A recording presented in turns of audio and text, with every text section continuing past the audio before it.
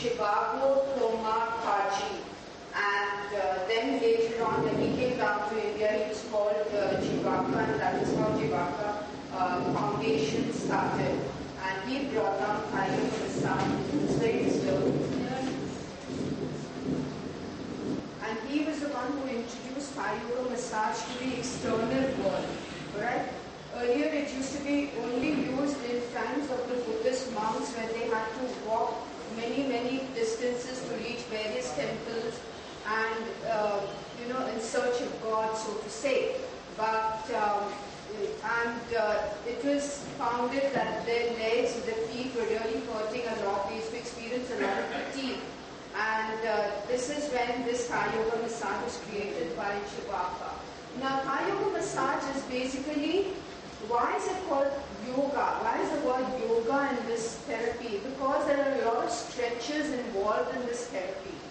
There are a lot of stretches which one would even not go through during their yoga treatment, their yoga exercises. You see, and again, it is a very safe therapy. It is a clothes-on therapy.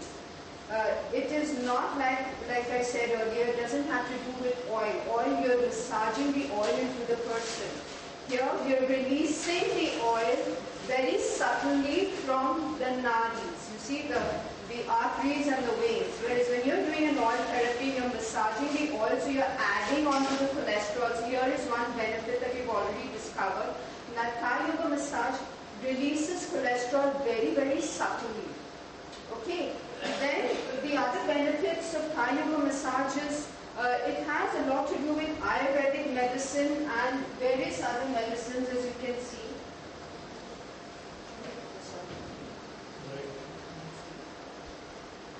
It has nutritional benefits, herbs, spiritual counseling, and it deals with the bones. So then, if the person is going through tremendous stiffness in the body, Thai yoga massage helps to release those stiffness in the body. Another thing is, if a person is going through, is experiencing a lot of, if a person is addicted basically to, let's say, cigarettes or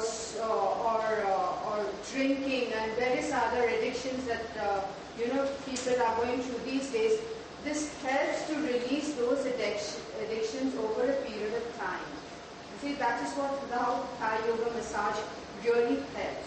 And another benefit of Thai yoga is if you're going through spondylitis, stiff neck, your vision problem, any kind of problem, obesity, it helps to release obesity to a great extent.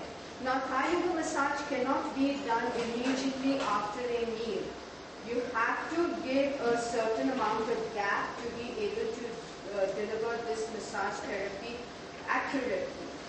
A therapist is quite intuitive, a very experienced therapist. You will find that therapist very intuitive. So the therapist can instantly pick up what the person is ailing from.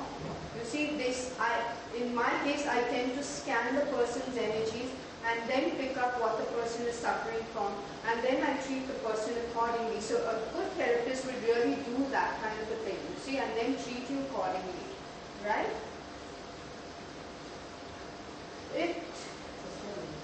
As Thai yoga massage, through a passage of time has lost a lot of scriptures, but whatever one was able to salvage, we have catalogued the entire thing, and it is out in various books, and of course I am creating another book on this therapy, and yes, it will be soon out into the world also. Now, is there anybody who's going through a kind of a neck problem where I can show you how we can release? Yes? I came yesterday from Hong Kong and there I went for Thai massage. When it was there, she pointed out what was stiffness on my shoulders and in my legs, Yes. So I have experienced that. She said that you have a lot of stiffness. Yes. Yes. I really understand what you're saying now. Yeah.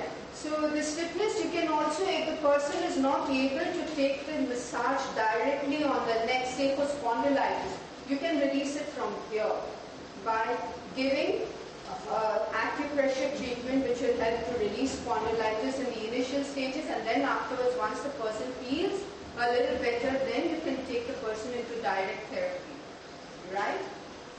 Like I said, it releases stiffness, so if there's anybody who's going through a back problem, so I can show it to you, back, your lower back or your back. Alright, come. I would like you to now split up Thai Yoga massage. Since it's a good 2.5 hours process, I have split up Thai Yoga massage into the original, of course, 2 to 2.5 hours, then 1 hour, and of course a back massage. So if a person is having a back problem, you don't need to, the person doesn't need to go in for a whole therapy of 2 hours. It's futile exercise. The therapist, of course, has to be extremely calm and cool before giving the therapy. And of course, there is a certain prayer which a therapist says before actually delivering the therapy to the receiver. So I'll just... Now the position of the therapist when giving a lower back massage, okay, this is how the position should be. So we are not rubbing the person this way, we are only working on the nadis. So what happens is basically when you're working on the nadis or the arteries and all, where there is, now blood clot is always happening. The cholesterol develops right from, say the child at 2 years, 3 years and all that, the person starts, the cholesterol starts developing, alright, because of the oil contents in the food and things like that, the heavy foods. So, when you're holding the artery and pressing here, what is happening is warmth, you experience warmth in the thing and then releasing the clot. So there is circulation happening.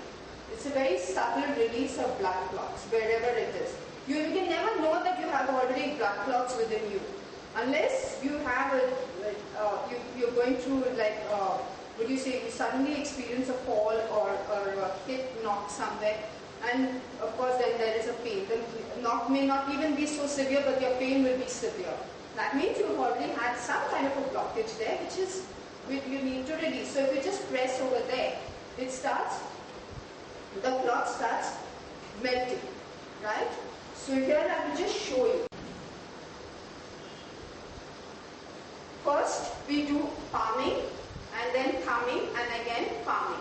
That is a process for Thai Yoga massage, because Thai Yoga massage has a lot of what would you say, nurturing aspect to it. So you cannot go directly into thumbing. So when you do a palming, you're nurturing the person, you're nurturing the area. Okay? It has a lot of love and affection to the receiver. That is what we are doing.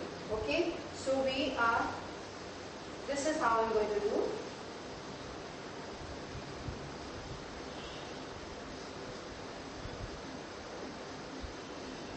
Then with the thumb. So you see, this is how it is. Just using 2 thumbs and going all the way up.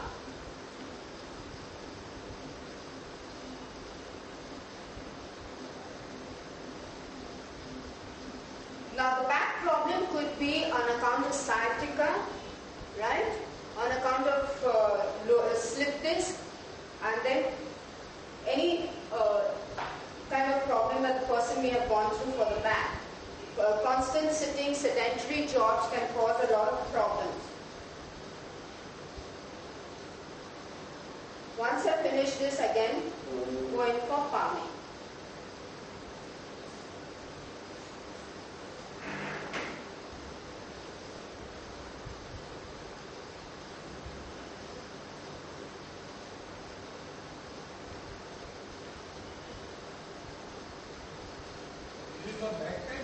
This is for back pain, but we have to start from down. We cannot go directly onto the back. The person has to gradually feel the effect. If you're going suddenly on the back, the person may jerk and it may create some other problems on the back. So this is why we go very gently. Gradually up, and then we do the stretches. Okay? And how much pressure we do? That I will have to teach you. It will depend on the person and how much the person can take, and it will depend on the ailment, it will depend on many factors.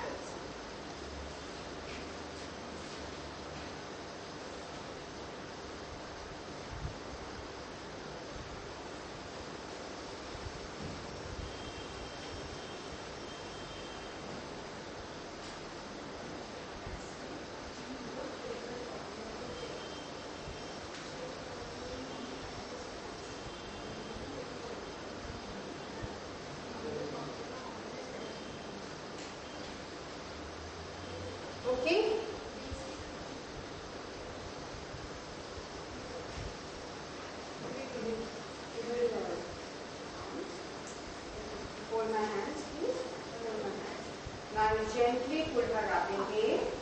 Yeah. Exhale. This will help to relieve the stiffness or whatever pain she is going through.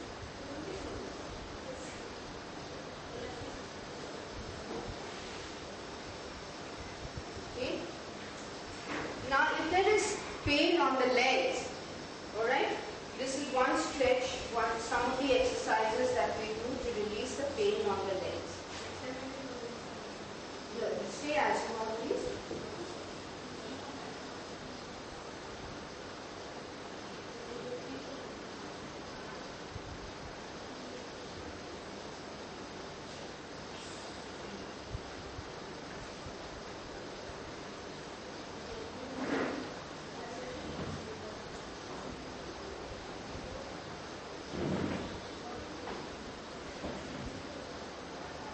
And then of course there are some more stretches that we do, but this not being very permissible because the floor is hard, we generally do it on a mat.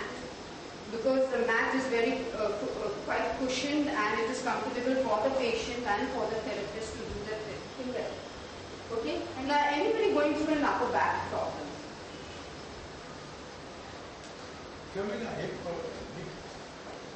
That again is this process, this entire process. Now,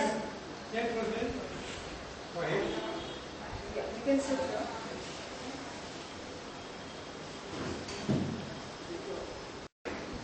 Let's say supposing a person has severe shoulder problems and upper back problem like spondylitis or something like that, yes?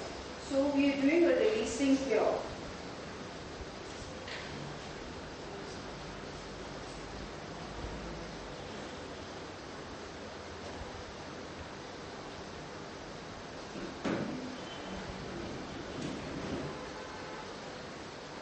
Then on either side of the spine, it is not directly, we do not massage on the spine directly. It is on either side of the spine.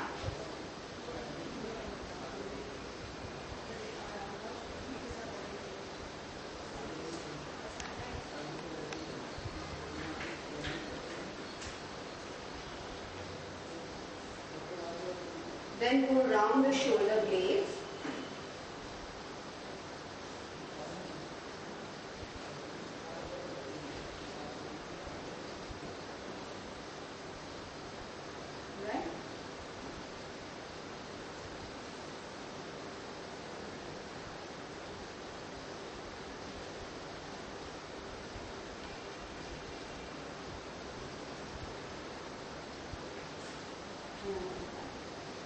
So very often a person suffering from spondylitis is never able to put their hands behind. So we have to be very careful on how we put the hands behind to be able to give a therapy on the scapula, that is the shoulder blades. This partially releases the spondylitis.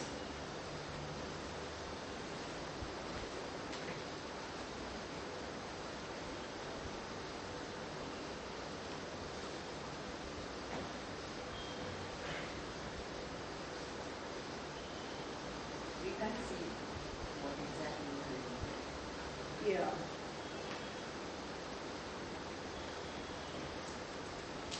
This is how it is done. Very gently and you release.